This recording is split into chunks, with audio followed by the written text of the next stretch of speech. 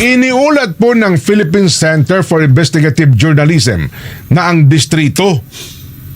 Totoo ba ito? Akala ko wala nang insertion na sonon, ha? Meron pa rin daw pala. Meron pa. Ulitin nga natin. Simula from the top, pare ko. Iniulat po ng Philippine Center for Investigative Journalism na ang distrito ni na House Speaker Faustino Boji D, House Appropriations Chairman Micaela Swansing at Sultan Kudarat Representative Bella Swansing ang nakatanggap po ng pinakamalaking insertion sa House Proposed 2026 DPWH budget, pare ko. Naku po!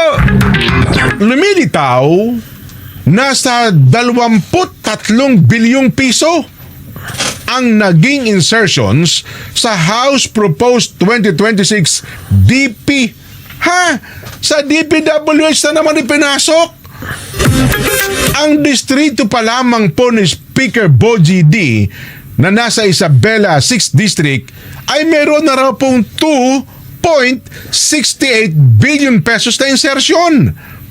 At yung chairman mismo ng APRO na si Micaela Swansing ng Nueva Ecija 1st District, 1.773 billion pesos, pare ko. Naku po! At pumangatlo ang distrito po ni Bella Swansing sa Sultan Kudarat na mayroon pong 1.571 billion pesos na insertion. Kung hindi ako nagkakamali, nanay niya ito ni Micaela. Kasi dati, ang congressman ng Nueva Ecija ay tatay niya. Ayun. Nagtataka nga ako mag-asawang Swansing yan Oo. Pero isa nasa Mindanao, isa nasa Nueva Ecija. Talaga naman. Naku po. Sa kabila ng malalaking dagdag, nanindigan po ang House Appropriation Chair, Swansing, na walang secret. Wala naman eh. Wala pong secret sa flood control item sa budget. Yes. Aba. Malinis yan eh. Wala rin daw anyang hidden insertions. Wala yan. Naku po. Teka lang, meron nagpadala sa akin yan, Nelson na ito mga mga insertions na ito, nilabas ito New House Leaders District has had biggest insertions in House Proposed 2026.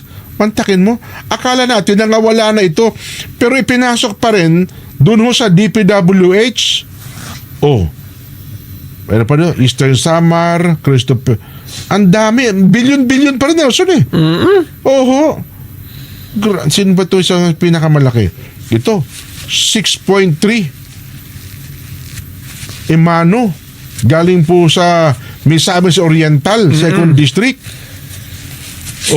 Si Romeo Momo Nelson, Surigao del Sur, 1st District Representative. Ito po yung record ng ng PCIJ. 2.7 ang kanya pong DPWH proposed budget. House proposed DPWH budget ay 3.2. Tapos ang insertion 400 isang distrito lang umaabot ng ganito po kadaming bilyon. Ano meron kayo sa kanila, no?